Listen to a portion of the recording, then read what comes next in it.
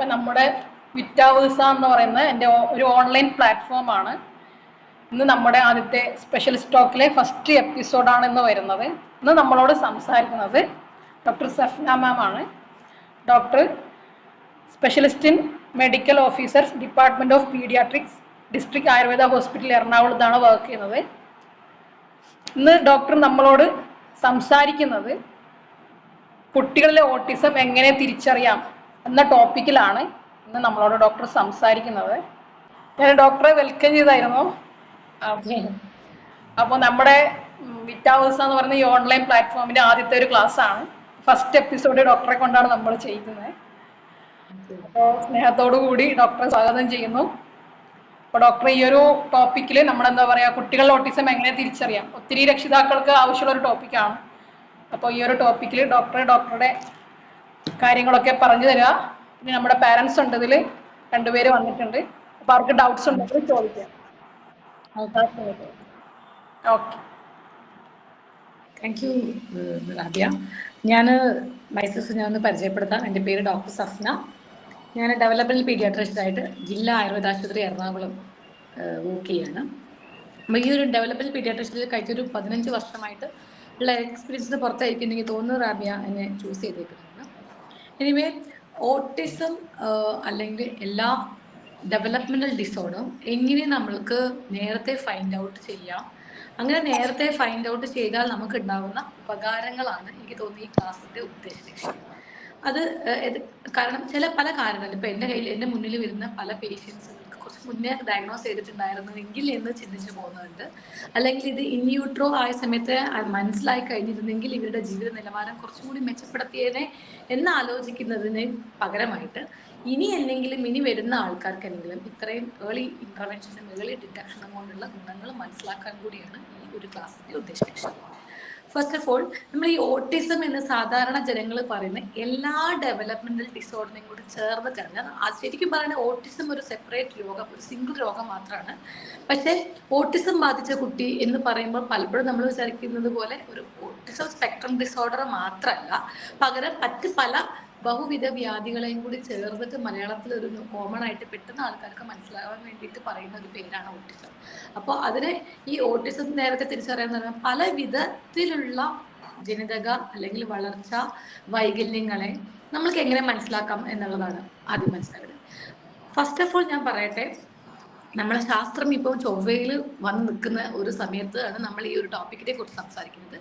In യൂട്രോയിൽ ദൈവം എന്ത് ഒരു പ്രധാനമാണ് ഓട്ടിസം ഉള്ള കുട്ടിക്കും നോർമൽ ഉള്ള കുട്ടിക്കും വെച്ചേക്കണം എന്നുള്ളതിൻ്റെ ടെസ്റ്റുകൾ വളരെ പരിമിതമായ റിസൾട്ടുകളെ നമ്മളെ കയ്യിലുള്ളൂ. എന്തുകൊണ്ട് ഓട്ടിസം വരുന്നു എന്ന് പറയുകയാണെങ്കിൽ പോലും അതിൻ്റെ വ്യക്തമായ റീസൺസ് നമ്മൾക്ക് ഇതുവരെ കണ്ടുപിടിക്കാൻ പറ്റിയിട്ടില്ല. ഞാൻ മനസ്സിലാക്കിയെടുത്തോളം ഒരു ജീവനെ ഉണ്ടാക്കുക, പുതുതായ ഒരു ജീവൻ ഉണ്ടാവുക, അതിനെ നിലനിർത്തുക എന്നുള്ള ദൈവത്തിൻ്റെ ഒരു മേൽക്കോയ്മ ഇത്ര ശാസ്ത്രം വളർന്നിട്ട് നമ്മൾക്ക് എത്താൻ പറ്റിയിട്ടില്ല എന്നുള്ളതാണ് ആദ്യമേ പറയുന്നത്. അതുകൊണ്ട് തന്നെ പല ഡെവലപ്മെന്റൽ ഡിസോർഡറിന്റെയും റീസൺ എറ്റിയോളജി എന്താ എന്ന് ചോദിച്ചു കഴിഞ്ഞാൽ നമ്മൾക്ക് അൺനോൺ ആണ്. പിന്നെ നമ്മൾ പല ഹൈപ്പോത്തസിസ് പറയും. ഇതുകൊണ്ടാവാം ഇങ്ങനെ വരുന്ന കുട്ടികൾക്ക് ഓട്ടിസം വരുന്നുണ്ട്, അല്ലെ ഇങ്ങനെ വരുന്ന കുട്ടികൾക്ക് ജന്മന സെറിബ്രൽ പാൽസി ബാധിക്കാറുണ്ട്. അങ്ങനെ നമ്മൾ പല കാറ്റഗറൈസ് ചെയ്യുകയാണെങ്കിൽ ഈ അമ്മയുടെ ആന്റീരിയർ ഗർഭിണിയായ സമയങ്ങളിൽ വരുന്ന പല ഇൻഫെക്ഷൻസുകൾ ചില സമയത്ത് ചില ഓട്ടിസം പോലത്തെ രോഗങ്ങളിലേക്ക് നയിക്കാറുണ്ട്. ചില വൈറൽ ഇൻഫെക്ഷൻ ട്രാൻസ്പ്ലാസെന്റൽ ആയിട്ട്, ഇപ്പം ചിക്കൻ ബോക്സ് പോലത്തെ വൈറൽ ഇൻഫെക്ഷൻസ് ട്രാൻസ്പ്ലാസെന്റൽ ആയിട്ട്, ഇപ്പം ഗർഭിണിയായിരിക്കുന്ന അമ്മയ്ക്ക് ചിക്കൻ ബോക്സ് വരികയാണെങ്കിൽ ആദ്യത്തെ ട്രൈമസ്റ്ററിലും ലാസ്റ്റ് ട്രൈമസ്റ്ററിലും ഇത് ട്രാൻസ്പ്ലാസെന്റലി ഉള്ളിലോട്ട് കടന്നിട്ട് കുട്ടികളുടെ വളർച്ചയെ നെഗറ്റീവായിട്ട് ബാധിക്കുന്നുണ്ട്. ഇങ്ങനെ ഒത്തിരി കാരണങ്ങൾ നമ്മളിങ്ങനെ പറയാന്നല്ലാതെ എല്ലാ ഡെവലപ്മെന്റ് ഡിസോർഡറുള്ള കുട്ടികൾക്ക് ഒരു കൃത്യമായിട്ടുള്ള എന്ത് കാരണമാണ് എന്ന് നമുക്ക് പറയാൻ ഇതുവരെ സാധിച്ചിട്ടില്ല. വേണമെങ്കിൽ അതിന്റെ ലക്ഷണങ്ങൾ വെച്ചിട്ട് ഇതിനെ ഡയഗ്നോസ് ചെയ്യാൻ വേണ്ടി മാത്രമേ നമ്മൾ പറ്റിയിട്ടുള്ളൂ. അപ്പോൾ നമ്മൾ കാരണം അറിയാത്തത് കൊണ്ട് തന്നെ ഇതിനെ തുടച്ചു നീക്കാൻ നമുക്ക് പറ്റത്തില്ല. അപ്പം കൃത്യമായിട്ടുള്ള ഇപ്പം പനി വരാൻ ഇന്ന ഇൻഫെക്ഷനാണ് കാരണം, അല്ലെങ്കിൽ കോവിഡ് വരാൻ കൊറോണ-19 ഏത് വെറൈറ്റി വൈറസ് ആണെങ്കിൽ നമുക്ക് അതിനെതിരെയുള്ള ഒരു വാക്സിൻ എടുക്കാം, അല്ലെങ്കിൽ അതിനെ പ്രിവെന്റ് ചെയ്യാൻ വേണ്ടിയുള്ള മറ്റ് ആളെ ഐഡന്റിഫൈ ചെയ്ത് കഴിഞ്ഞാൽ അതിനെ പ്രിവെന്റ് ചെയ്യാൻ നമുക്ക് പറ്റും. പക്ഷെ ഇത് നമ്മുടെ എതിരാളി എവിടുന്നാണ് എങ്ങനെയാണ് വരുന്നതെന്ന് ശരിക്കും മനസ്സിലാവാൻ പറ്റാത്ത ഒരു മേഖലയാണ്. അതുകൊണ്ട് തന്നെ എറ്റിയോളജി വൈസ് നമുക്ക് ഇതിനെ തടയാൻ പറ്റത്തില്ല. പിന്നെ നമുക്ക് എങ്ങനെ ചെയ്യാം? നമ്മൾക്ക് ഇങ്ങനെയുള്ള ഒരു കുട്ടി ജനിക്കുമ്പോൾ ഇതൊരു സാമൂഹിക പരിഗണന ആവശ്യമുള്ള ഒരു വളരെയധികം ക്ഷമയും അതുപോലെ തന്നെ സഹനവുമുള്ള ഒരു അസുഖമുള്ള കുട്ടികളെ നോക്കാൻ വിധിക്കപ്പെടുന്ന പാരൻസിന് അവരുടെ ജീവിത നിലവാരം എങ്ങനെ മെച്ചപ്പെടുത്താം, അവരുടെ പ്രശ്നങ്ങളെ എങ്ങനെ നമുക്ക് ടാക്കിൾ ചെയ്യാം എന്നാണ് ഞാൻ ഈ ഒരു ടോപ്പിക് കൊണ്ട് പറയുന്നത്. അപ്പം നമ്മൾ ഡെവലപ്മെന്റൽ ഡിസോർഡേഴ്സ് എന്ന് പറഞ്ഞാൽ എന്താണ്, അതായത് വളർച്ചാ വൈകല്യങ്ങൾ. ഒരു കുഞ്ഞ് മനുഷ്യന്റെ കുട്ടി ജനിക്കുമ്പോൾ സമയത്ത് 2.5 മുതൽ 3-3.5 കിലോ വെയിറ്റുള്ള ഒരു കുട്ടിയെ സംബന്ധിച്ചോളം ഇതിന്റെ ഞരമ്പ്, അതായത് ന്യൂറോളജിക്കൽ ഡെവലപ്മെന്റ് വരുന്നത് പല പല ഘട്ടങ്ങളിലായിട്ടാണ്. ഈ ഘട്ടങ്ങളെ നമ്മൾ പലതായിട്ട് തിരിച്ചിട്ടുണ്ട്, പല ടൈപ്പിൽ നമുക്ക് മനസ്സിലാക്കാൻ വേണ്ടിയിട്ട് പലതായിട്ട് തിരിച്ചിട്ടുണ്ട്. ഇവിടെയെല്ലാം നമ്മൾക്ക് കാണുന്ന ചില റെഡ് ഫ്ലാഗുകളാണ് ഭാവിയിൽ ഈ കുട്ടി ഓട്ടിസമോ സെറിബ്രൽ പാൾസിയോ മറ്റേതെങ്കിലും തരത്തിലുള്ള ജനിതക അല്ലെങ്കിൽ ഡെവലപ്മെന്റൽ വളർച്ച വൈകല്യങ്ങളിലേക്ക് ഈ കുഞ്ഞിനെ നയിക്കാം എന്ന് നമ്മൾക്ക് മനസ്സിലാകുന്നത്. ഇത് ഡോക്ടറെ അടുത്ത് വരുന്നത് ചിലപ്പോൾ കുറേ ലേറ്റായി പോകും.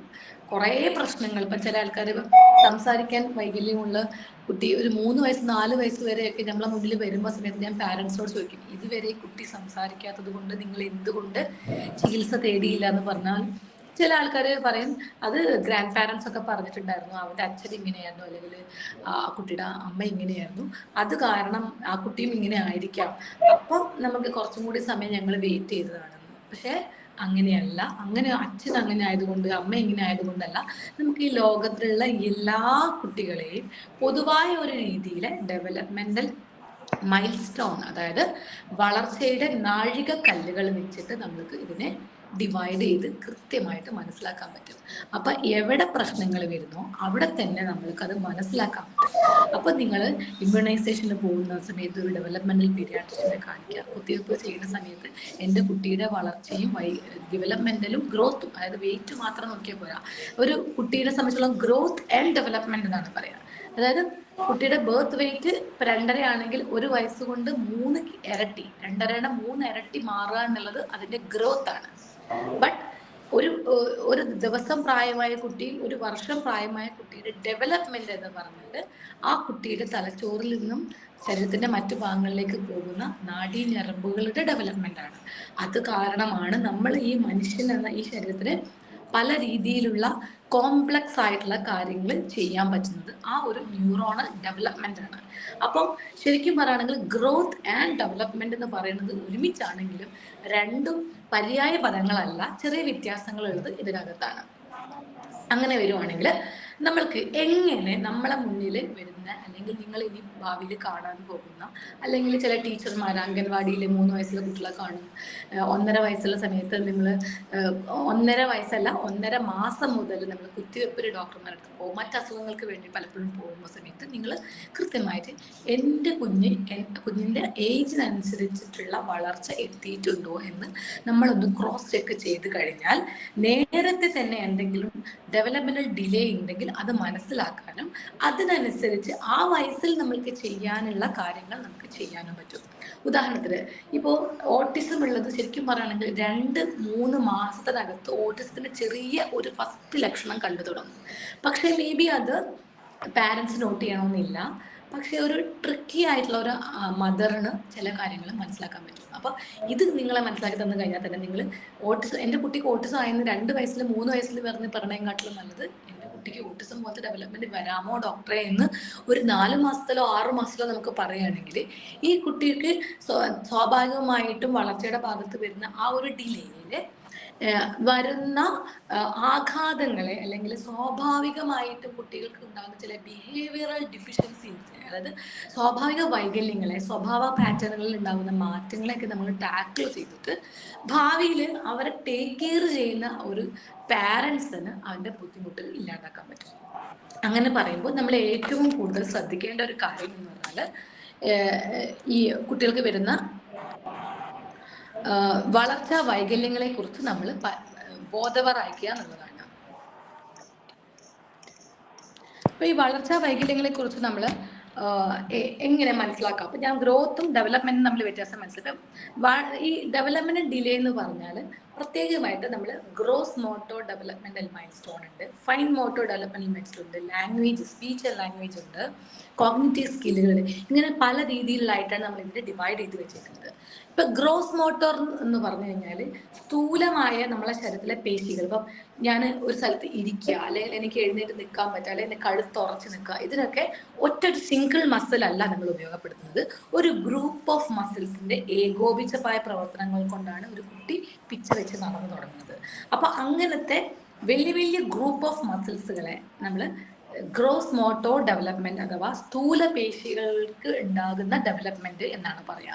ഇനി വേറൊരു വിഭാഗമാണെങ്കിൽ ഫൈൻ മോട്ടോ ഡെവലപ്മെന്റ്. ഇപ്പോൾ എനിക്ക് നിലത്ത് കിടക്കുന്ന ഒരു പിന്നി ഇങ്ങനെ എടുക്കാൻ പറ്റും, ഈ നമ്മുടെ ഓപ്പോസിറ്റ് തമ്പ് വെച്ചിട്ട് ഇങ്ങനെ പിക്ക് ചെയ്ത് എടുക്കാൻ പറ്റുന്നത്, പെൻസിൽ പിടിക്കാൻ പറ്റുന്നത്, സ്ക്രിബിൾ ചെയ്യാൻ പറ്റുന്നത്, എഴുതാൻ പറ്റുന്നത്, ഇതെല്ലാം ഒരു ഗ്രൂപ്പ് ഓഫ് മസിൽ ആണെങ്കിലും ചെറിയ ഗ്രൂപ്പിന്റെ ഫൈനായിട്ടുള്ള ഡെവലപ്മെന്റ് ആണ്. നമുക്ക് മനുഷ്യനും കുരങ്ങും തമ്മിലുള്ള വ്യത്യാസം ഈ ഓപ്പോസിറ്റ് ഫിംഗർ എന്ന് പറഞ്ഞില്ലേ, ഈ ഓപ്പോസിറ്റ് ഫിംഗർ ആണ് നമ്മളെ പല രീതിയിലുള്ള ഫൈൻ മോട്ടോഴ്സ് നമുക്ക് ചെയ്യാൻ പറ്റുന്നത്. ഉദാഹരണം നല്ല ഭംഗിയായിട്ട് വരയ്ക്കാൻ, എഴുതാൻ, സൂചി നൂല് കോർക്കാൻ, സ്റ്റിച്ച് ചെയ്യാൻ, ഇങ്ങനെ നമ്മൾ കാണിക്കുന്ന hand I movement, hand I coordination കൊണ്ട് നമ്മൾ ചെയ്യുന്ന പല പ്രവർത്തികൾക്കും നമ്മൾ ഫൈൻ മോട്ടോർ ഡെവലപ്മെന്റ് എന്ന് പറയാം. ഇതും നമ്മൾ കുട്ടികൾക്ക് കൃത്യമായിട്ട് വരുന്നുണ്ടോ ഇല്ലേ ഒന്ന് നമ്മൾ നോക്കേണ്ടതായിട്ടുണ്ട്. അപ്പൊ എവിടെയാണ് നമ്മുടെ റെഡ് ഫ്ലാഗ് എന്നുള്ളത് മനസ്സിലാക്കുക, അതിനനുസരിച്ച് നമ്മൾ മാറ്റങ്ങൾ ഒരു പീഡിയാട്രിഷ്യൻ അല്ലെങ്കിൽ ഡെവലപ്മെന്റൽ പീഡിയാട്രിഷ്യൻ്റെ അടുത്ത് നമ്മൾ കാണിക്കുക. അതിന് നിലവിൽ നമ്മൾ എന്തൊക്കെ ട്രീറ്റ്മെന്റ് ആണോ ഇതിനകത്ത് ചെയ്യാൻ പറ്റുന്നത് അത് ചെയ്യുക. ബാക്കി നമ്മളിപ്പോൾ ഒരു അസുഖം വന്നു കഴിഞ്ഞു കഴിഞ്ഞാൽ ആ അസുഖത്തിന്റെ തീവ്രതയും അതിന്റെ പ്രോഗ്നോസിസും ഒക്കെ ഡിപ്പെൻസ്. എപ്പോൾ രോഗമാണ് ഐഡന്റിഫൈ ചെയ്യുന്നത്, എപ്പോഴാണ് നമ്മൾ രോഗം മനസ്സിലാക്കുന്നത്, എന്തൊക്കെ കാര്യങ്ങൾ ആ രോഗത്തിനെ നമ്മൾ കീഴ്പ്പെടുത്താൻ വേണ്ടിയാണ് നമ്മൾ ചെയ്തു, എന്തെല്ലാമാണ് ഈ രോഗത്തിന്റെ സാധ്യാസാധ്യതകൾ, പ്രോഗ്നോസിസ് പറയാം, ഇതൊക്കെ ഡിപ്പെൻസ് അപ്പോൺ ഡിഫറെന്റ് കേസുകളിൽ ഡിപ്പെൻസ് ആണ്. പക്ഷെ അപ്പൊ ഞാൻ അതൊന്നും ആലോചിച്ചിട്ട് നമ്മൾ പാരന്റ്സ്, രക്ഷിതാക്കളെ നിങ്ങൾ ടെൻഷൻ അടിക്കേണ്ട കാര്യമില്ല. നിങ്ങൾക്ക് ഈ ഒരു നിമിഷത്ത് എന്ത് ചെയ്യാൻ പറ്റും നമ്മുടെ കുട്ടിക്ക് വേണ്ടി? അത്ര നമ്മളെല്ലാവരും മനുഷ്യരാണ്. ഇപ്പൊ ഡോക്ടർ ആണെങ്കിലും ഞാനാണെങ്കിലും നിങ്ങളാണെങ്കിലും എല്ലാവരും മനുഷ്യരാണ്. നമുക്കൊരു അമാനുഷികമായിട്ടുള്ള കാര്യങ്ങളൊന്നും ചെയ്യാൻ പറ്റില്ല. നമുക്ക് അറിയാവുന്ന കാര്യങ്ങൾ നമ്മുടെ സാഹചര്യത്തിൽ നിന്നുകൊണ്ട്, ഇപ്പോൾ ഞാൻ പറഞ്ഞിട്ട് ഭയങ്കര എക്കണോമിക്കലി സോഷ്യലി വെൽ സെറ്റിൽഡ് ആയ ഒരാൾക്ക് ഒരു കുട്ടിക്ക് ഒരു അസുഖം വന്നു കഴിഞ്ഞാൽ അവർ ചികിത്സിക്കുന്നത് ചിലപ്പോൾ അമേരിക്കയിൽ പോയിട്ടോ അല്ലെങ്കിൽ വലിയ വലിയ സ്ഥലത്ത് യൂണിവേഴ്സിറ്റിയിലൊക്കെ സ്ഥലങ്ങളിൽ മെഡിക്കൽ കോളേജിലൊക്കെ പോയിട്ടിരിക്കും. പക്ഷെ നമ്മുടെ നാട്ടിലെ ഒരു സാധാരണക്കാരുടെ അസുഖം വരികയാണ്, നമ്മൾ മെഡിക്കൽ കോളേജിനെയോ അല്ലെങ്കിൽ നമുക്ക് അടുത്തുള്ള ഏതെങ്കിലും ഹെൽത്ത് കെയർ സെന്ററിനെയാണ്. നമ്മുടെ പരിമിതിക്കുള്ളിൽ നമ്മൾ നമ്മളെ കുട്ടീനെ എങ്ങനെ നോക്കാൻ പറ്റും, അവിടെയാണ് കാര്യം. അല്ലാണ്ട് മറ്റുള്ളവർ എന്ത് ചെയ്യണമെന്ന് ആലോചിച്ചൊന്നും നമ്മൾ ബേജാറാവേണ്ട കാര്യമില്ല. ഈ ലോകത്ത് എല്ലാ ചികിത്സയാണെങ്കിലും ഇപ്പൊ നമ്മളെ കേരളത്തെ സംബന്ധിച്ചോളം നമുക്ക് ഇവിടെ ഏത് പാവപ്പെട്ടവരാണെങ്കിലും പണക്കാരനാണെങ്കിലും ഒരു മെഡിക്കൽ കോളേജോ ജനറൽ ഹോസ്പിറ്റലോ അല്ലെങ്കിൽ അതിനനുസരിച്ചുള്ള പാരലൽ സെന്റേഴ്സുകൾ ഗവൺമെന്റ് സെക്ടറിലുണ്ട്. അവിടെ നമ്മൾക്ക് ബെയർ മിനിമം നമ്മുടെ സാഹചര്യത്തിനനുസരിച്ച് ഒരു കുട്ടിക്ക് എന്ത് ചെയ്യാൻ പറ്റും എന്നുള്ളതിന് ഉള്ള കൃത്യമായ മാർഗനിർദ്ദേശങ്ങൾ നിങ്ങൾക്ക് തരാൻ പറ്റുന്ന ഒരു ഇൻഫ്രാസ്ട്രക്ചറും അതിനനുസരിച്ചുള്ള ഒരു ഹ്യൂമൻ റിസോഴ്സും നമ്മുടെ നാട്ടിലുണ്ട്. അപ്പൊ അത് അറിയാണ്ട് പോകരുത്. ഇപ്പൊ ഗവൺമെന്റിന്റെ പല കാര്യങ്ങളും വലിയ പരസ്യങ്ങളോ അല്ലെങ്കിൽ ഇതിന്റെ സൗകര്യങ്ങൾ അവിടെ ഉണ്ട്, നിങ്ങൾ എല്ലാവരും അങ്ങോട്ടേക്ക് വരുന്നു, വലിയ ഫ്ലെക്സ് ബോർഡുകളോ ഈ റോഡ് സൈഡുകളിലൊക്കെ ഹോസ്പിറ്റലിന്റെ പരസ്യവും മറ്റ് ക്യാച്ചിങ് പോയിന്റുകളൊന്നും കാണില്ല. നമ്മളെ കുട്ടികൾക്ക് നമ്മുടെ സാഹചര്യത്തിൽ നമ്മൾ എന്ത് ചെയ്യണം എന്നുള്ളത് ഒരു ഭയങ്കര വിൽ പവറുള്ള അല്ലെങ്കിൽ കുട്ടികൾക്ക് വേണ്ടിയിട്ട് നിൽക്കുന്ന അമ്മമാരുടെ ഒരു അവർ ചെയ്യാറുണ്ട് കേട്ടോ. ഞാൻ എപ്പോഴും വളരെ ഇതായിട്ട് എൻ്റെ മുന്നിൽ വരുന്ന പാരൻസ് ഞാൻ ശരിക്കും അപ്രീഷിയേറ്റ് ചെയ്യും. കാരണം അവരുടെ ഒരു വിവരവും വിദ്യാഭ്യാസവും റിസോഴ്സും വെച്ചിട്ട് അവർ അന്വേഷിച്ച് കണ്ടുപിടിച്ച് പലതും ചെയ്തതിൽ I feel proud. Many of them 99% ആൾക്കാരും അവരുടെ സാഹചര്യങ്ങളിലും വിദ്യാഭ്യാസവും അവർ കിട്ടുന്ന റിസോഴ്സും ഇൻഫർമേഷനും ഒക്കെ വെച്ച് കൃത്യമായി ചെയ്യുന്നുണ്ട്. എങ്കിൽ പോലും ചില കാര്യങ്ങൾ നമുക്ക് നേരത്തെ പറയാൻ പറ്റുമോ, അതിന് വേണ്ടിയിട്ടാണ് ഞാൻ ഈ ഒരു ക്ലാസ് തന്നെ നമുക്ക് തുടങ്ങാമെന്ന് വിചാരിച്ചത്. അപ്പം ചില ഡിലേകൾ വലിയ പ്രശ്നമല്ല. കാരണം ഇപ്പോൾ ഒരു കുട്ടി ജനിക്കുന്നത് 36 വീക്ക് കഴിഞ്ഞിട്ടാണ് ശരിക്കും നോർമലി ഒരു കുട്ടി ജനിക്കേണ്ടത്. അപ്പം അവിടെ പ്രിമച്യൂരിറ്റി വരികയാണ്. നേരത്തെ പ്രസവം വന്നു പോവുകയാണെങ്കിൽ ഈ കുട്ടിയെ സംബന്ധിച്ചോളം കുറച്ചും കൂടി സമയം നമുക്ക് കൊടുക്കാൻ പറ്റും. ഡെവലപ്മെന്റ് ഡിലേ ആണോ അല്ലേ എന്നൊക്കെ പറഞ്ഞാൽ ഒരു ട്രാൻസിയന്റ് ഡിലേ, ചില പ്രിമച്വർ ബർത്ത് ആയ കുട്ടിക്ക് ഉണ്ടാവാറുണ്ട്. അപ്പൊ അതും സാധാ പെർമനന്റ് ഡെവലപ്മെന്റ് ഡിലേ, വളർച്ചാ വൈകല്യവുമായിട്ട് നമ്മൾ ആരും തെറ്റിദ്ധരിക്കരുത്. അതൊന്ന് പറയാൻ വേണ്ടിയിട്ടും കൂടിയാണ്. പെർസിസ്റ്റന്റ് ഡെവലപ്മെന്റ് ഡിലേ ആണ് നമ്മൾ ഏറ്റവും കൂടുതൽ ശ്രദ്ധിക്കേണ്ടത്. ഇനി ഈ ഡെവലപ്മെന്റൽ മൈൽ സ്റ്റോൺസ് വെച്ചിട്ടാണ് നമ്മൾക്ക്, അതായത് വളർച്ചയുടെ നാഴിക കല്ലുകൾ വെച്ചിട്ടാണ് നമ്മൾ എന്ത് ചെയ്യാൻ പറ്റുക, ഒരു കുഞ്ഞിന്റെ വളർച്ച കൃത്യമായിട്ട് മനസ്സിലാക്കാൻ പറ്റും. അതിനകത്ത് ഇപ്പം ഓട്ടിസം മുതൽ പറയുകയാണെങ്കിൽ ഈ സോഷ്യൽ സ്മൈൽ എന്ന് പറയും, സാമൂഹികമായ പുഞ്ചിരി. അതായത് ഒരു 2 മാസം തികഞ്ഞ കുട്ടിയെ സംബന്ധിച്ചോളം ആ സ്ട്രേഞ്ചർ ആണോ അല്ലയോ, അവരാരോ അടുത്ത് നിൽക്കുന്ന ആൾക്കാരുടെ മുഖത്തേക്ക് നോക്കി ചിരിക്കാൻ പറ്റുക എന്നുള്ളതാണ് സോഷ്യൽ സ്മൈൽ. അപ്പം ഇത് ഇത്ര വലിയ കാര്യമാണോ എന്ന് ചോദിക്കും. എന്നാൽ ഞാനൊരു കാര്യം പറയട്ടെ, ഓട്ടിസം ബാധിക്കാൻ ചാൻസ് ഉള്ള കുട്ടിക്ക് ഈ സോഷ്യൽ സ്മൈൽ ഇല്ല. അത് എപ്പോഴാണ് മനസ്സിലാവുന്നത്? 2 മാസം. അതിന്റെ റെഡ് ഫ്ലാഗ് എന്താ? 2 മാസം കംപ്ലീറ്റ് ആയിട്ട് 3 മാസം എത്തുന്നതിന് തൊട്ട് മുന്നേ തന്നെയെങ്കിലും മിനിമം സോഷ്യൽ സ്മൈൽ ഉണ്ടായിരിക്കണം. ഈ ഒരു സാമൂഹ്യ പുഞ്ചിരി, അതായത് ഇപ്പൊ അമ്മയോട് ചിരിക്കും, അമ്മയോട് മാത്രമല്ല അടുത്ത് നിന്ന് കളിപ്പിക്കുന്ന ആരെ നോക്കിയിട്ടും ചിരിക്കും വേണം. അതാണ് സോഷ്യലൈസേഷൻ എന്ന് പറയുന്നത്. ഈ ഒരു എല്ലായിടത്തും ആ ഒരു ലോ ആപ്ലിക്കബിൾ ആണ്. അപ്പൊ ഈ സോഷ്യൽ സ്മൈൽ വരുന്ന ഫസ്റ്റ് മന്ത് എന്ന് പറഞ്ഞാൽ 2 മുതൽ 3 മാസത്തിന് അകത്താണ്. അവിടെ 3 മാസമായിട്ടും അത് വന്നില്ല എങ്കിൽ നിങ്ങൾക്ക് ശ്രദ്ധിക്കാം, ഇത് എന്തെങ്കിലും പ്രോബ്ലം ഉണ്ടായിട്ടായിരിക്കുമോ എന്നുള്ളത്. You have to counter check with development paediatrician എന്ന് പറയും. അപ്പൊ നമ്മള് അതാണ് ഓട്ടിസത്തിന്റെ, ഓട്ടിസം ആയതുകൊണ്ട് ആദ്യം പറയുന്നത്. ഇനി ഇത് ഈ ഒരു സോഷ്യൽ സ്മൈൽ എന്ന് പറയുന്നത് നമുക്കൊരു സോഷ്യൽ സ്കില്ലാണ്. നമുക്ക് ഒരു മനുഷ്യൻ, ഒരു ഹ്യൂമൻ ബീയിങ് എന്ന് പറയുന്നത് ഒരു സോഷ്യൽ ബീയിങ് ആണ്. ഇപ്പൊ അല്ലേ, നമ്മളിപ്പോ നടന്നു പോവുകയാണെങ്കിൽ ഓപ്പോസിറ്റ് ഒരാൾ നടന്നു വരുന്നുണ്ട്, അയാൾ നമ്മളെ മുഖത്ത് നോക്കി ചിരിച്ചാൽ നമ്മൾ അറിയാണ്ട് ചിരിച്ചിട്ടേക്കും നമ്മൾ ആലോചിക്കുന്നത് ഇപ്പൊ ആരാ ഇപ്പൊ ഇതാരാ നമ്മൾ അറിയില്ലല്ലോ. പക്ഷെ അതായത് നമ്മൾ അറിയാതെ ഒരാളുടെ ചിരിയോ അല്ലെങ്കിൽ ഒരാളുടെ സങ്കടം, ഇപ്പൊ നമ്മൾ ടി വിയിലൊക്കെ ഒരാളുടെ സങ്കടം കാണുമ്പോൾ അല്ലെങ്കിൽ നമ്മൾ ഏതെങ്കിലും ഒരു കഥയിൽ ഒരു വിഷമമുള്ള ഒരു സാധനം വരുമ്പോൾ നമുക്കും ആ വിഷമം ഫീൽ ചെയ്യുന്നത് നമ്മളൊരു ഹ്യൂമൻ ബീയിങ് ആയിട്ടാണ്. അതായത് നമ്മളൊരു സോഷ്യൽ ബീയിങ് ആയിട്ടാണ്. അതായത് മറ്റുള്ളവരുടെ ഇമോഷൻസ് റെസിപ്രോക്കേറ്റ് ചെയ്യാൻ നമ്മൾക്ക് സാധിക്കുക എന്നുള്ളത് നമ്മൾ ഈ ലോകത്ത് മനുഷ്യന്റെ ഒരു മാത്രമുള്ള ഇമോഷണൽ സെറ്റിൽമെന്റ് ആണ്. അപ്പൊ അത് ഈ ഓട്ടിസം ബാധിച്ച കുട്ടികൾക്ക് ഉണ്ടാവില്ല. അങ്ങനെ വരുമ്പോൾ ഫസ്റ്റ് ലക്ഷണം വരുന്നത് സോഷ്യൽ സ്മൈലാണ്. അവര് നല്ല മനുഷ്യരല്ല എന്നുള്ളതല്ല ഇതിന്റെ അർത്ഥം. നമ്മളിപ്പം നമ്മളെ സങ്കടം കേട്ട് നമ്മൾ സങ്കടം നമ്മൾ അവർക്ക് വേണ്ടി എന്തെങ്കിലും ചെയ്യുന്നുണ്ടോ? ചെയ്യുന്നില്ല. നമുക്ക് സങ്കടം വരുന്നുണ്ട്, മേ ബി നമ്മൾ മെജോറിറ്റി നമ്മൾ അവരവർക്കും ഇരിക്കണം ഒന്നും ചെയ്യുന്നില്ല. അപ്പൊ നമ്മൾ സോഷ്യൽ ബീയിങ് ആണ്.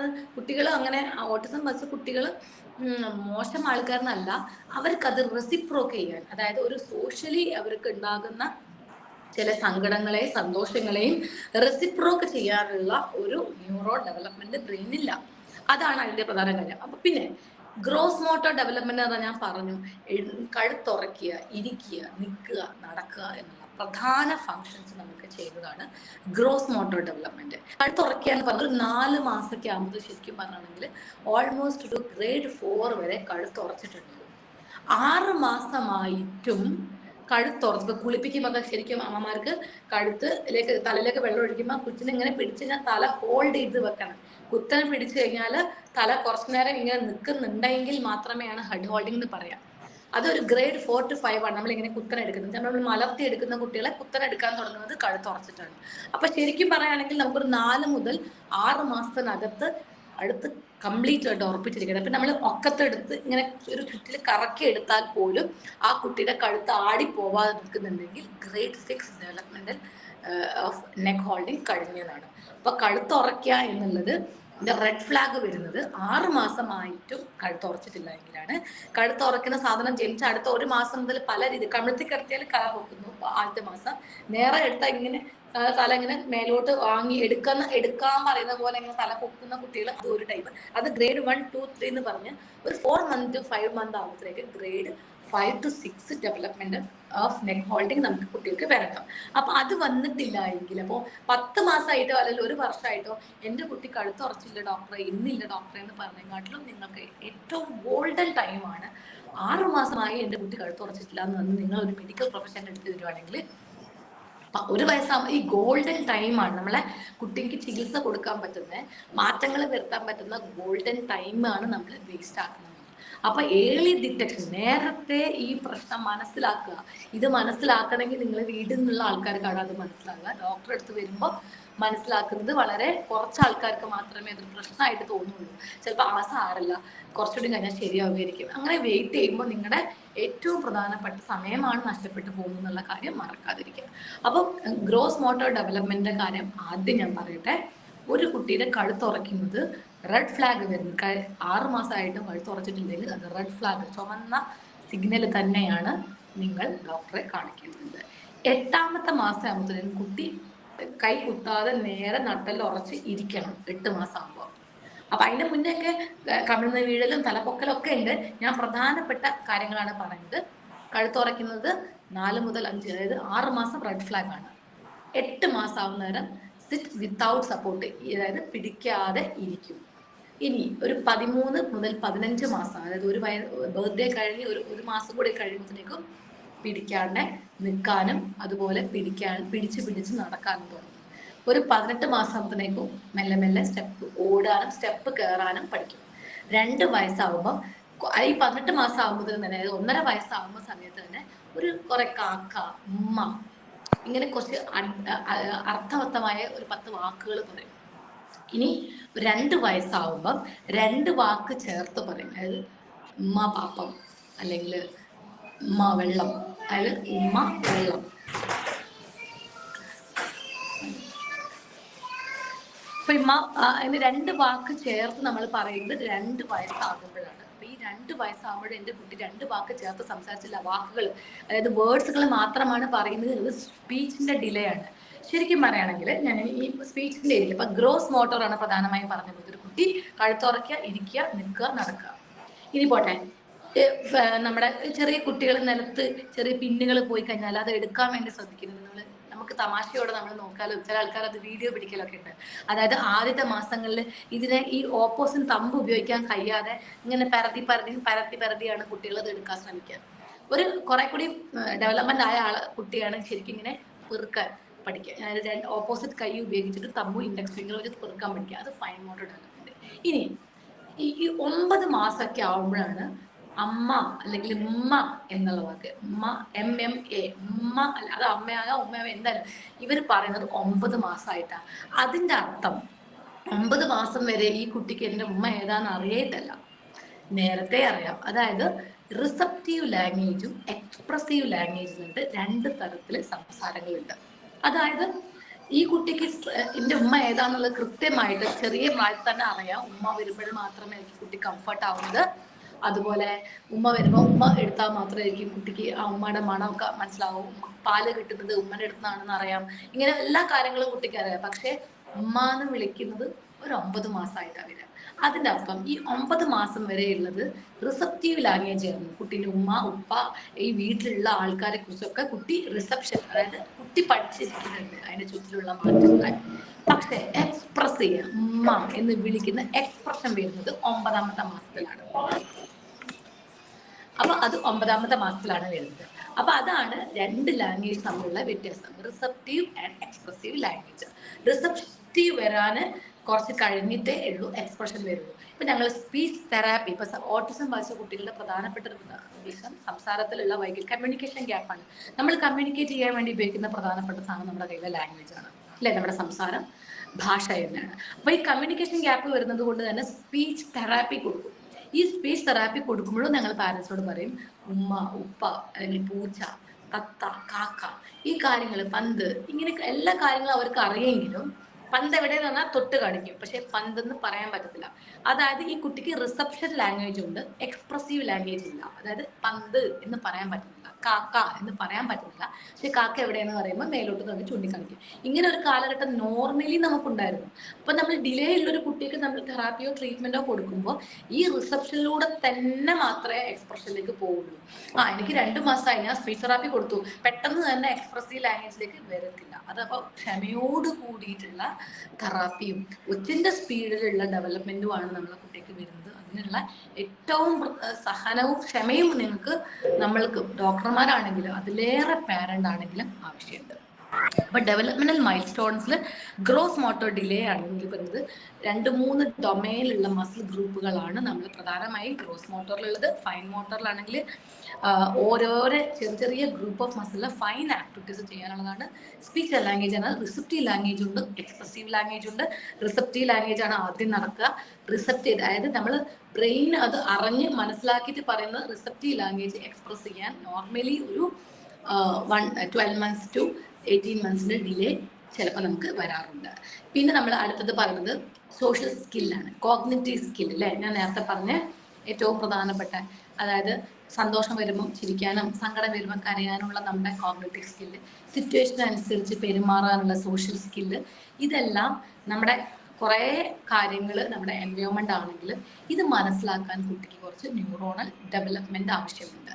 അവിടെയും പ്രോബ്ലംസ് വരികയാണെങ്കിൽ കുട്ടിക്ക് ലേണിംഗ് ഡിസബിലിറ്റി പോലെയോ അല്ലെങ്കിൽ ഇന്റലക്ച്വൽ ഡിസബിലിറ്റി പോലെയല്ല മറ്റേതെങ്കിലും കോഗ്നിറ്റീവ് സ്കില്ലുകളിലുള്ള പ്രോബ്ലം ആണ് എന്ന് മനസ്സിലാക്കിയിട്ട്, ഇപ്പോൾ ഞാൻ പറയട്ടെ, LD ലേണിംഗ് ഡിസബിലിറ്റി മനസ്സിലാക്കാൻ സ്കൂളുകളിൽ ചേർത്തേണ്ടി വന്നിട്ട് സ്കൂൾ ടീച്ചർ കുട്ടി പഠിക്കില്ല എന്ന് പറയുമ്പോഴത്തേക്കും LD മനസ്സിലാക്കാനുള്ള നേരത്തെയുള്ള സോഷ്യലൈസേഷൻ സ്കില്ലും കോഗ്നിറ്റീവ് സ്കില്ലും വെച്ച് നമുക്ക് മനസ്സിലാക്കാൻ പറ്റുമായിരുന്നു.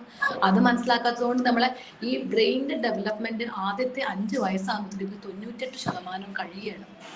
ആ ബ്രെയിൻ ഡെവലപ്മെന്റ് മാറുന്ന സമയത്ത് നമുക്ക് ഈ രോഗത്തെ ഐഡന്റിഫൈ ചെയ്യാൻ പറ്റുവാണെങ്കിൽ അതുപോലെ ബ്രെയിനിലേക്ക് ഇടപെടാൻ, അതായത് ഇന്റർവെൻഷൻ ചെയ്യാനുള്ള ഗോൾഡൻ ടൈമാണ് നമുക്ക് നഷ്ടമാകുന്നത്. അപ്പോൾ സ്കൂളിൽ 1ാം ക്ലാസ്സിലും 2ാം ക്ലാസ്സിലൊക്കെ എത്തിയാൽ 7 വയസ്സ് 8 വയസ്സാവും കുട്ടിക്ക്. അപ്പം അപ്പോഴാണ് നിങ്ങൾ LD ഡയഗ്നോസ് ചെയ്തിരുന്നെങ്കിൽ ആ LD ഉള്ള കുട്ടികൾക്ക് കൊടുക്കുന്ന ചികിത്സയിൽ ഉണ്ടാകുന്ന മാറ്റങ്ങളും അതുപോലെ തന്നെ വ്യത്യാസങ്ങൾ വരും.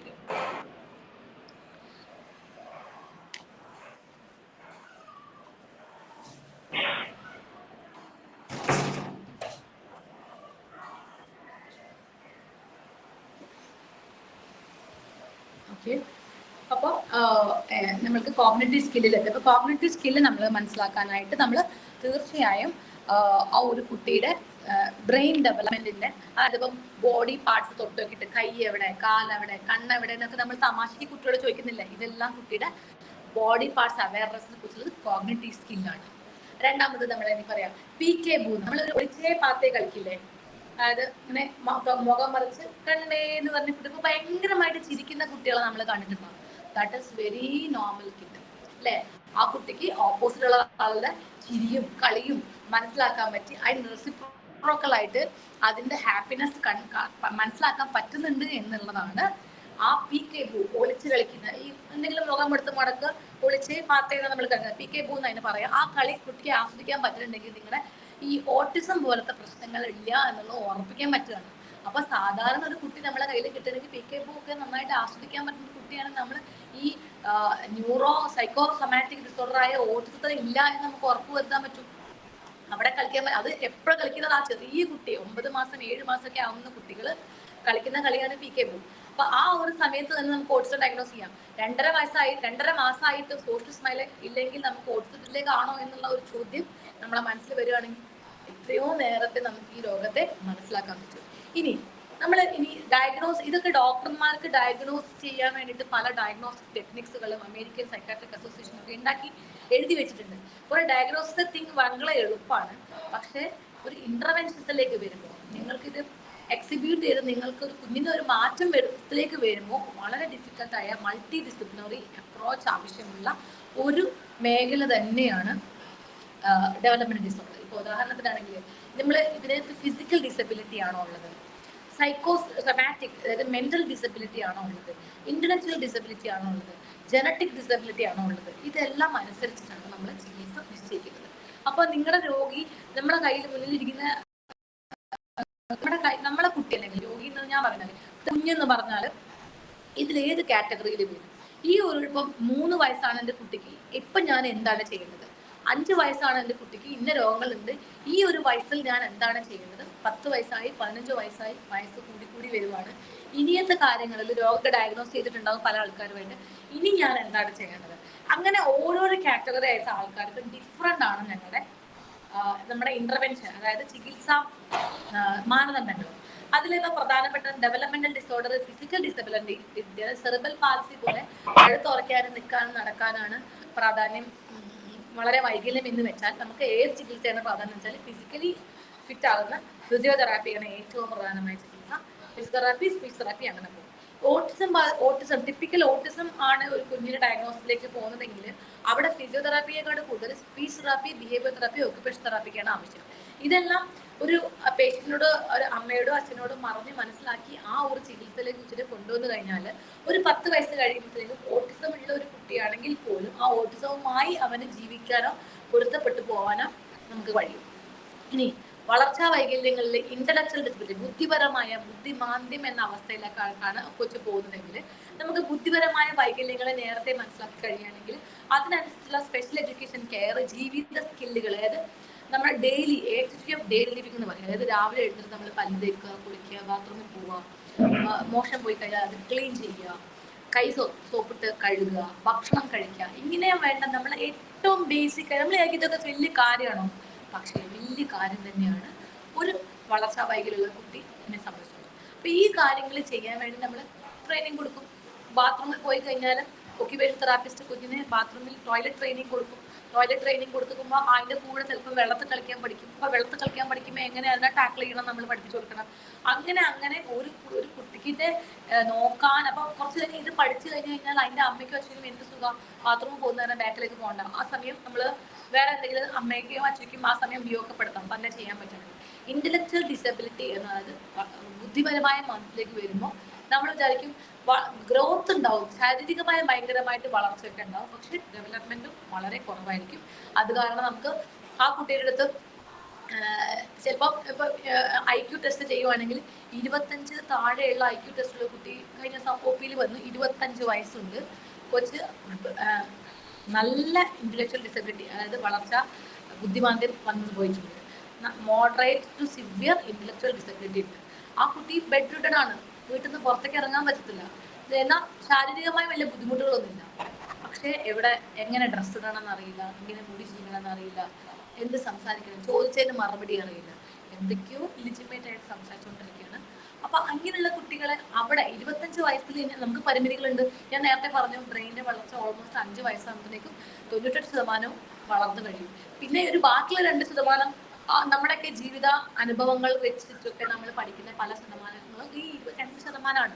നമുക്ക് ഇവിടെ എൻവയോൺമെന്റ്, നമുക്ക് ഇങ്ങനെ ഒരു സിറ്റുവേഷൻ വന്നു, അത് നമ്മൾ എങ്ങനെ അതിജീവിച്ചു, അതനുസരിച്ച് ഒരു ഇന്റലിജൻസ് നമ്മൾ തലച്ചോറിൽ കയറി, അതൊക്കെ ബാക്കി വരുന്ന നമ്മുടെ ജീവിതത്തിലെ ലോങ് സമയം കൊണ്ട് കിട്ടുന്നതാണ്.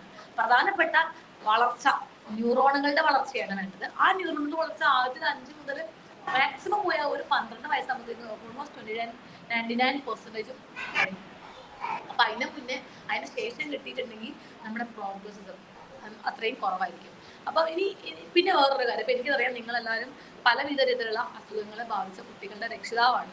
അപ്പൊ ഇനിയിപ്പോ നിങ്ങൾക്ക് അത് ഒരു ചില ആൾക്കാർക്ക് അത് മനസ്സിലാക്കി ഉൾക്കൊള്ളാൻ ബുദ്ധിമുട്ടുണ്ട്. അപ്പൊ ഞാനാണെങ്കിൽ എനിക്ക് അറിയാൻ പറ്റും, നമുക്ക് പറയാൻ എളുപ്പമുണ്ട്, ഇത് അനുഭവിക്കുന്ന അത്ര എളുപ്പമല്ല. അത് എന്റെ കുട്ടിക്ക് ഇന്ന അസുഖമാണെന്ന് നമ്മൾ മനസ്സിലാക്കി കഴിയുമ്പോൾ ഉണ്ടാകുന്ന കുറെ സങ്കടങ്ങളും വിഷമങ്ങള്, ഫാമിലിയിലെ ബുദ്ധിമുട്ടുകള്, ഇപ്പോ ഉമ്മനെ ഉപ്പയും അവരുടെ തമ്മിലുള്ള റിലേഷൻഷിപ്പ് ഈ ഒരു കുട്ടി ഉണ്ടായത് കൊണ്ട് മാറിപ്പോയ ആൾക്കാരെ എനിക്കറിയാം. ഇതെല്ലാം കുട്ടിയുടെ അമ്മയെ ബ്ലെയിം ചെയ്തിട്ട് വിട്ടടിച്ച് പോയ അച്ഛന്മാരെ എനിക്കറിയാം. അതിൽ ഒത്തിരി ആൾക്കാരെ കണ്ടിട്ട് എങ്ങനെ വളരെ അത്ഭുതപരമായിട്ട് അച്ഛൻ വളരെ ബ്യൂട്ടിഫുൾ ആയിട്ട് കുട്ടിയെ നോക്കുന്ന ആൾക്കാരെ ഞാൻ കണ്ടിട്ടുണ്ട്. എത്രയായാലും പല ഡിഫറെന്റ് ടൈപ്പ് ഓഫ് വേദനകളിലൂടെ നിങ്ങളെല്ലാവരും, അത് എത്ര പാവപ്പെട്ടവരാണെങ്കിലും എത്ര പണക്കാരനാണെങ്കിലും, അതിൽ യാതൊരുവിധ വിഷമത്തിന്റെ കാര്യത്തിൽ ഡെവലപ്മെന്റ് ഡിസോർഡർ പോലത്തെ അസുഖം വന്ന് ഡയഗ്നോസ് ചെയ്ത് കഴിഞ്ഞു കഴിഞ്ഞാൽ അത് ഏത് മേഖലകളിലും ഏത് സോഷ്യൽ സ്റ്റാറ്റസിലുള്ള പാരന്റ്സിനാണെങ്കിലും ബുദ്ധിമുട്ടുള്ള കാര്യം 100% ഉറപ്പുള്ള കാര്യമാണ്. അപ്പൊ ഇങ്ങനെയുള്ള ഒരു കുട്ടീനെ എങ്ങനെ നമ്മൾ ഏറ്റവും ബ്യൂട്ടിഫുൾ ആയിട്ട്, അല്ലെങ്കിൽ നമ്മൾക്കും ഒരു സമയം വേണം, പാരന്റ് എന്ന രീതിയിൽ നമുക്കും ഒരു സമയം വേണം. കുട്ടിയെ നോക്കുന്നത് നമ്മുടെ ഉത്തരവാദിത്തമാണ് അല്ലെ. നമ്മുടെ കുട്ടി ഇപ്പൊ സാധാരണ ഒരു നോർമൽ കുട്ടിയാണെങ്കിൽ ആ കുട്ടിയുടെ വളർച്ചയുടെ പല ഘട്ടങ്ങളിൽ പല രീതിയിലുള്ള അപ്രോച്ചുകൾ ചെയ്ത് കണ്ട് അവരുടെ ജീവിതത്തിലേക്ക് പോകുന്നത് നോക്കിക്കാണാൻ പറ്റും. പക്ഷേ ഒരു ഡെവലപ്മെന്റ് ഡിസോർഡർ ഉള്ള കുട്ടി, ഇപ്പം കഴിഞ്ഞ ദിവസം ഞാൻ കോഴിക്കോട് നിന്നൊരു വാർത്ത കേൾക്കാനിടയായി. വളർച്ചാ വൈകല്യമുള്ള 2 കുട്ടികളുടെ പാരന്റ് വയസ്സായി വരുവാണ്. ആ ഒരു സമയത്ത് വയസ്സായ അസുഖം, ഈ ഉപ്പാക്കി ഒരു അസുഖം ഡയഗ്നോസ് ചെയ്ത സമയത്ത് ഈ കുട്ടീനെ കൊന്നിട്ട് അവര് മരിക്കുക എന്നുള്ള രീതിയിലേക്ക് മാറും. അപ്പൊ ഇവരാരും നോക്കാനില്ല. ഞങ്ങളുടെ കാലഘട്ടം കഴിഞ്ഞു കഴിഞ്ഞാൽ എന്റെ മക്കൾക്ക് എങ്ങനെയുണ്ട് എന്ന് ആലോചിച്ചുള്ള ആദ്യമാണ്. അവര് പെട്ടെന്ന് ഉണ്ടായുള്ള ഒരു ആദ്യയുടെ പുറത്തല്ല ആ ആത്മഹത്യക്ക് ശ്രമിച്ചത്. കുറേ വർഷങ്ങൾ ഈ വേദനകൾ തിന്ന് കുറച്ച് കഴിഞ്ഞ് എനിക്കും അസുഖമായി. പിന്നെ ഒരു നാട്ടുകാർക്ക് ഒരു ഭാരമാവണ്ട എന്ന് ചിന്തിച്ചിട്ട് മരണത്തിലേക്ക് കീഴടങ്ങി. ശരിക്കും അങ്ങനെയൊക്കെ ആകുമ്പോഴാണ് നമ്മൾ മനുഷ്യര് കുറച്ചുകൂടി എന്താ വേണ്ടത് അതിനൊക്കെ ഉള്ള ഇത്. കാരണം ഇപ്പൊ നിങ്ങൾക്ക് അറിയാൻ പറ്റും, ഞാൻ നേരത്തെ പറഞ്ഞു, നമുക്ക് കാരണങ്ങൾ അറിയുന്നില്ലെങ്കിലും അമ്മ ഗർഭിണിയായ സമയത്ത് ഉണ്ടാവുന്ന ചില വിഷമായ ടോക്സിക്സ് ശ്വസിച്ചാല് ഭക്ഷിച്ചാലൊക്കെ ചില രോഗങ്ങൾ, ഇപ്പൊ നമുക്കറിയാം എൻഡോസൾഫാൻ ദുരിതബാധിതരായ കാസർഗോഡിലെ എൻഡോസൾഫാൻ ദുരിത മേഖലകളിൽ ഉണ്ടായ കുട്ടികളെല്ലാം വളർച്ചാ വൈകല്യങ്ങളിലേക്ക് മാറി. അപ്പൊ അത് ആരാ ഉത്തരവാദി? അതായത് ആ ഒരു നാട്ടിലെ കുറെ സ്ത്രീകൾ ഒരുമിച്ച് ഗർഭിണിയായ സമയത്ത് അവർക്കൊക്കെ കുട്ടികൾക്ക് ഡെവലപ്മെന്റ് ഡിസോർഡർ ഉണ്ടാവുകയാണ്. അതിന് ഉത്തരവാദി ആരാണ്? സമൂഹം തന്നെയാണ്. നല്ല ഗവൺമെന്റ് ആണെന്നോ അത് ഒരാൾക്ക് പറഞ്ഞ് ഞാൻ കൈയൂരില്ല. നമ്മളെല്ലാവരും അതിന് ഉത്തരവാദിയാണ്. പ്രത്യേകിച്ച് അത് പാരന്റ് മാത്രമല്ല, ഞാനും നിങ്ങളൊക്കെ അടങ്ങുന്ന ഒരു സമൂഹം ഉത്തരവാദിയാണ്. അപ്പൊ അതൊരു സാമൂഹിക പ്രതിബദ്ധതയുടെ കാര്യമാണ്. നമ്മൾക്ക് മാത്രമല്ല, ഈ ഭൂമി ബഷീർ പറഞ്ഞ പോലെ പല്ലിയും പാറ്റയും പൂച്ചയും മനുഷ്യരും എല്ലാവരും അടങ്ങിയ ഒരു ലോകമാണെങ്കിൽ അവിടെ നമ്മളെ കുട്ടിയും ഒരു ഭാഗം തന്നെയാണ്. അപ്പൊ അവരെ നമ്മൾ എങ്ങനെ നോക്കിയെടുക്കാം എന്നുള്ളതാണ് നിങ്ങൾക്ക്, അതായത് ഇത്രയും രോഗബാധിതയായ ഒരു കുട്ടിയുടെ പാരന്റ്സ് എന്ന നിലയിൽ നിങ്ങൾക്ക് ഏറ്റവും കൂടുതൽ ഉപകാരപ്പെടുന്ന എനിക്കറിയാം. പക്ഷെ അത് ഓരോ ഡിഫറെന്റ്. ഇപ്പോൾ ഡെവലപ്മെന്റൽ ഡിസോർഡർ, സെറിബ്രൽ പാൽസി പോലെ ശാരീരിക വൈകല്യങ്ങളാണെങ്കിൽ നിങ്ങൾ എന്ത് ചെയ്യണം? അപസ്മാരം പോലത്തെ അസുഖങ്ങൾ ഇതിന്റെ കൂടെ ചേർന്ന് ബഹുവിധ വ്യാധികൾക്ക് പോവുകയാണെങ്കിൽ നമ്മൾ എന്ത് ചെയ്യണം? അതുപോലെ ഓട്ടിസം പോലെ തീരെ ഇമോഷണൽലെസ് ആയി, സോഷ്യൽ ലെസ് ആയി, repetitive behaviour, hyper active behaviour കാണിക്കുന്ന ഒരു പാരന്റ് കുട്ടിയുടെ പാരന്റ് ആണെങ്കിൽ നിങ്ങൾ എന്ത് ചെയ്യണം? അപ്പം പിന്നെ ജനിതക വൈകല്യങ്ങൾ, ഡൗൺ സിൻഡ്രോം, എഡ്വേർഡ് സിൻഡ്രോം പോലത്തെ സിൻഡ്രോം, ജനിതക വൈകല്യങ്ങളായ ഒരു കുഞ്ഞിനെ നോക്കുമ്പോൾ നമ്മൾ എന്ത് ചെയ്യണം? ഇതെല്ലാം ഓരോരോ മേഖലകളിലും വ്യത്യസ്തമാണെന്നുള്ളതാണ്. അപ്പം ആദ്യം തന്നെ ശാരീരിക വൈകല്യമുള്ള ഒരു കുട്ടീന്റെ പാരന്റിനെ കുറിച്ച് പറയുകയാണെങ്കിൽ നിങ്ങൾ വളർച്ച വർഷം കഴിയും തോറും കുട്ടിയുടെ ഭാരം വലുതായി വരും, അച്ഛനും അമ്മയും പ്രായമായി വരും. അപ്പോൾ കുട്ടീനെ ഇപ്പം എല്ലാ കാര്യങ്ങൾക്കും എടുത്തോണ്ട് നടക്കാൻ നമ്മൾക്ക് കഴിയില്ല. അപ്പൊ നമ്മൾ ഓരോരോ സ്റ്റേജ് എത്തുമ്പോഴേക്കും അടുത്ത സ്റ്റേജിലേക്ക് ഞാൻ എന്ത് വേണം എന്നുള്ളത് കൃത്യമായിട്ട് പ്ലാൻ ആയി വെക്കുക. 15 വയസ്സുള്ള ബെഡ്രിഡനായ ക്വാഡ്രിപ്ലെജിക് സെറിബ്രൽ പാൽസി ഉള്ള ഒരു കുട്ടിയുടെ പാരന്റ് 2-3 വയസ്സ് മുതൽ ഉറപ്പിക്കും ഇത് ക്വാഡ്രിപ്ലെജിക് സെറിബ്രൽ പാൽസി ആണ്. നമ്മൾ ഈ കുട്ടിയുടെ വളർച്ച, ശരീരം ചിലപ്പോൾ നീളം വെക്കും, തടി വെക്കും, ഗ്രോത്ത് ഉണ്ടാവും. കഴുത്തുറയ്ക്കാനോ നിൽക്കാനോ നടക്കാനോ പറ്റില്ലെങ്കിൽ എങ്ങനെ ഞാൻ എൻ്റെ കുട്ടിയെ നോക്കും? എൻ്റെ കുട്ടിയുടെ ആയുസ് എടുക്കാനുള്ളതല്ല, അത് നമ്മുടെ കയ്യിലല്ല. അങ്ങനെ എന്തെല്ലാം കാര്യങ്ങൾ നമുക്ക് ഈ സമൂഹത്തിൽ നമ്മളെ കുട്ടിക്ക് ചെയ്യാനുണ്ട്. ഇപ്പം എനിക്കറിയാം കോഴിക്കോടുള്ള ഒരു സംഘടന ഉണ്ട്, ഹെൽത്ത് കെയർ ഫൗണ്ടേഷൻ ഉണ്ട്.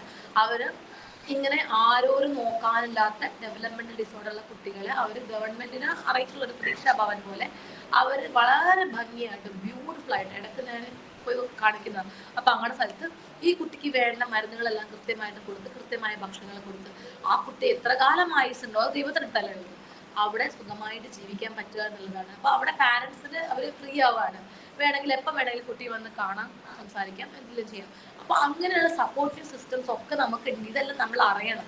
പക്ഷെ തീർച്ചയായും എനിക്കറിയാം, ഇപ്പൊ നമ്മള് കുട്ടിക്ക് ഒരു സംഭവം വന്നാൽ നമുക്ക് നമ്മളെ അടുത്തുനിന്ന് മാറ്റി പോവാന്ന് പറ്റത്തില്ല. നമുക്ക് ഒരു സ്റ്റേജ് വരുമ്പോൾ നിങ്ങളറിയൂ 25, 30, 35 വയസ്സുള്ള ഡെവലപ്മെന്റ് ഡിസോർഡറുള്ള കുട്ടി ആവുന്നതിനേക്കും പാരന്റ് 65, 70, 75 വയസ്സായിട്ടുണ്ടാവും. 75 വയസ്സായ ഒരു പാരന്റ്, അച്ഛനും അമ്മയെ സംബന്ധിച്ചോളം എൻ്റെ 30, 40 വയസ്സായ കുട്ടി വളർച്ചാ വൈകല്യങ്ങൾ ഉള്ളതാണെങ്കിൽ തീർച്ചയായും നമുക്ക് ഇതുപോലത്തെ NGO അസോസിയേഷന്റെ ടൈപ്പ് ആവശ്യമാണ്. അതുപോലെ നമ്മൾക്ക് ആ ഒരു സമയം ഞാൻ പറഞ്ഞത്, നിങ്ങളുടെ ആവശ്യങ്ങൾ ഓരോരോ കാലഘട്ടത്തിലും ഡിഫറെന്റ് ആണ്.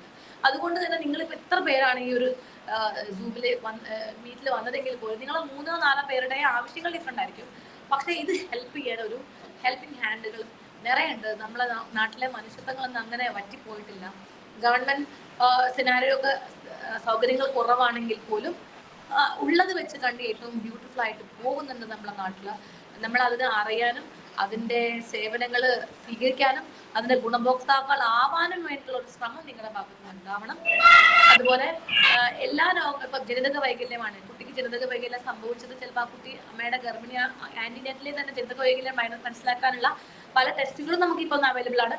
പക്ഷെ ജനിച്ചു കഴിഞ്ഞാൽ ഇപ്പൊ ഡൗൺ സിൻഡ്രോം ഉള്ള ഒരു കുട്ടി ജനിച്ചു, ഒരു ഡോക്ടറെ കാണിക്കുമ്പോൾ ഡോക്ടർ എൻ്റെ കുട്ടിയുടെ ഡൗൺ സിൻഡ്രോം മാറ്റി തരണേ എന്നല്ല നിങ്ങൾ പറയുന്നത്. ഡൗൺ സിൻഡ്രോം മാറ്റാൻ പറ്റത്തില്ല. പക്ഷേ ഡൗൺ സിൻഡ്രോം കൊണ്ടുണ്ടാവുന്ന hyperactivity, developmental disorder, intellectual disability, ഇതിനെ 3 മാറ്റാൻ പറ്റും. അപ്പൊ ഡൗൺ സിൻഡ്രോം ഉള്ള ഒരു കുട്ടി ജീവിച്ച് എന്താ കുഴപ്പം? എനിക്കറിയാം, ഡൗൺ സിൻഡ്രോം ഉള്ള കുട്ടികൾ ഭയങ്കര സ്നേഹിച്ച് നമ്മളെ അവരിലേക്ക് അടുപ്പിക്കുന്നത്. ഇപ്പൊ ഒരു 10, 20, 3 ആഴ്ച അല്ലെങ്കിൽ പോട്ടെ 1 മാസം IPയിൽ അഡ്മിറ്റ് ചെയ്ത് അവരെ ഡിസ്ചാർജ് ആക്കുമ്പോഴേക്കും നമ്മളോട് അവരുടെ സ്നേഹം കാണുമ്പോൾ ശരിക്കും ഞാൻ അത്ഭുതപ്പെടും. അപ്പൊ എന്തോരം സ്നേഹമായിരിക്കും അവരുടെ പാരന്റ്സിനോട് ഉള്ളത്. അത്രയും ഭയങ്കര ലവബിൾ ആയ കുട്ടികളാണ് ജനിതക വൈകല്യങ്ങൾ, പ്രത്യേകിച്ച് ഡൗൺ സിൻഡ്രോം ഉണ്ടാക്കുന്നത്. അപ്പൊ നിങ്ങളെ സംബന്ധിച്ചോളം ഈ ഈ മുഖത്ത് പ്രത്യേകിച്ച് ഫേഷ്യൽ ഫേസീസ്, മംഗ്ലോഡ് ഫേസസ് ഒക്കെ ഉണ്ടാവും. അത് മാറ്റാൻ വേണ്ടിയല്ല, ജനിതക വൈകല്യമായ കുഞ്ഞിനെത്തുമ്പോൾ ഉണ്ടാകുന്ന ആ പ്രശ്നങ്ങളെ ടാക്കിൾ ചെയ്ത് കുട്ടിയെ എത്ര കാര്യക്ഷമമായിട്ടും ഭാവിയിലേക്ക് അവനവന്റെ ജീവിക്കാൻ പറ്റും. ഇത് പഠിപ്പിക്കേണ്ടതുണ്ട്. ലൈഫ് സ്കില്ല് പഠിപ്പിക്കുകയാണ് നല്ലത്. ചെയ്യാൻ ചില ജോലികൾ നമുക്ക് ഡോക്ടറും എഞ്ചിനീയറും IAS IPS ഒന്നും ആക്കേണ്ട കാര്യമില്ല. നമ്മളെ കുട്ടിയുടെ നമ്മളതിന് മനുഷ്യൻ ഇവിടെ ജീവിക്കുന്നത് എന്തിനാന്ന് വെച്ചാൽ നമ്മള് പഠിക്കുന്നത് BA ഒരു ജോലി വാങ്ങി, ചെറിയ രീതിയിലുള്ള സാലറി വാങ്ങി, നമ്മളെ കുട്ടികളെയും നമ്മളെ കുട്ടികളെയും നമ്മുടെ പാരന്റ്സിനെ നോക്കാൻ വേണ്ടിയിട്ട് നമ്മളെ കാലിൽ നിൽക്കാൻ വേണ്ടിയാണ് നമ്മൾ ഈ ലോകത്ത് ജീവിക്കുന്നത് തന്നെ. നല്ല രീതിയിൽ അല്ലാതെ മാന്യമായി അധ്വാനിച്ച് ജോലി ചെയ്ത് ആ ജോലി കൊണ്ട് നമ്മളെ കുടുംബത്തെ നോക്കാൻ വേണ്ടിയാണ് നമ്മുടെ ലൈഫ് സ്കില്ല്. നമ്മൾ ചെയ്യുന്നത് തന്നെ അതാണ്. ഇത് തന്നെയാണ് നമ്മൾ ഈ കുട്ടികളെ പഠിപ്പിക്കുന്നത്. അപ്പൊ അവർക്ക് പറ്റിയ ജോലികൾ, തൊഴിലധിഷ്ഠിത വിദ്യാഭ്യാസം കൊടുക്കുന്ന സെന്റേഴ്സുകൾ നമുക്കുണ്ട്. അവിടെ പോയിട്ട് അവർക്ക് പറ്റാവുന്ന ജോലികൾ അത് പഠിപ്പിക്കും. അത് പഠിപ്പിച്ച് പഠിക്കുന്ന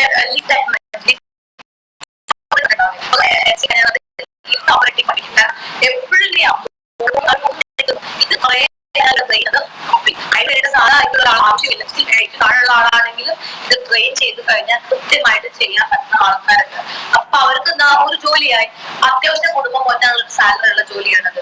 അതുപോലെ പല ജോലികളും നമ്മൾ ഈ നാട്ടിലുണ്ട്. അത് നമ്മൾ ചെയ്യാന്നുള്ളതാണ് ഈ ഒരു സമയങ്ങളില് നമുക്ക് മനസ്സിലാക്കാനുള്ളത്.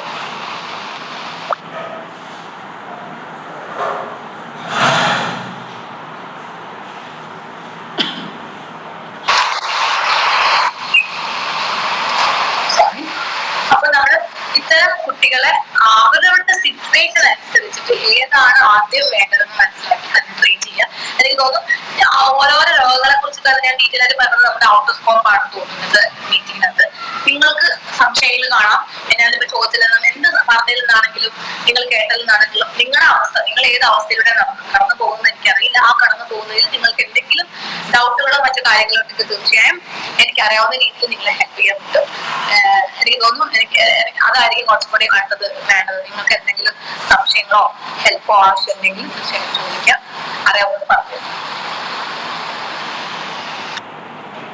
Thank you so much. നല്ലൊരു സെഷൻ ആയിരുന്നു. ഒത്തിരി കാര്യങ്ങൾ അറിയാൻ പറ്റി. അപ്പം നമ്മുടെ കൂടെ പാരൻസ് ഉണ്ട്. അവർക്ക് എന്തെങ്കിലും ഡൗട്ട്സ് ഉണ്ടെങ്കിൽ ചോദിക്കട്ടെ.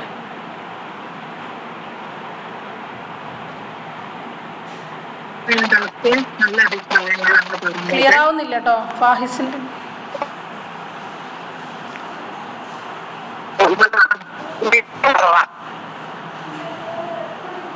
നെറ്റ്വർക്ക് പ്രോബ്ലം ഉണ്ടോ?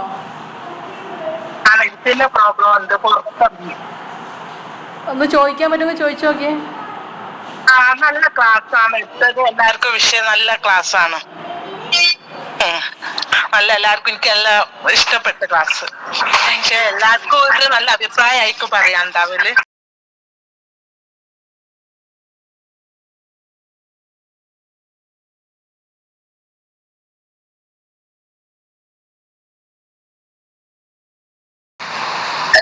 നമുക്ക് കേൾക്കുന്നില്ല. നിങ്ങള് ഞാനിവിടെ ഓഫാക്കി വെച്ചിട്ടുണ്ട്. ഓക്കെ, അപ്പോൾ താങ്ക് യു സോ മച്ച്. നല്ല ക്ലാസ് ആയിരുന്നു കേട്ടോ. ഞാൻ ശരിക്കും പറഞ്ഞാൽ കുറച്ച് ഇങ്ങനെ ക്ലാസ് ഒക്കെ എടുക്കാൻ പോകുമ്പോൾ കുറേ പാരൻസ് ഇങ്ങനെ ഒരു സംഭവം പറഞ്ഞു കേട്ടിട്ടുണ്ട്, നേരത്തെ തിരിച്ചറിയാൻ പറ്റിയിട്ടില്ല എന്നുള്ളത്. അപ്പോൾ അതുകൊണ്ട് നമ്മൾ ഫസ്റ്റ് ക്ലാസ് ഇതിന് വേണ്ടി ഇനി നമുക്ക് എന്താ പറയുക, നമുക്ക് തീരുമാനിക്കാം വേറെ ടോപ്പിക്കിലൊക്കെ എന്തെങ്കിലും സംസാരിക്കാം.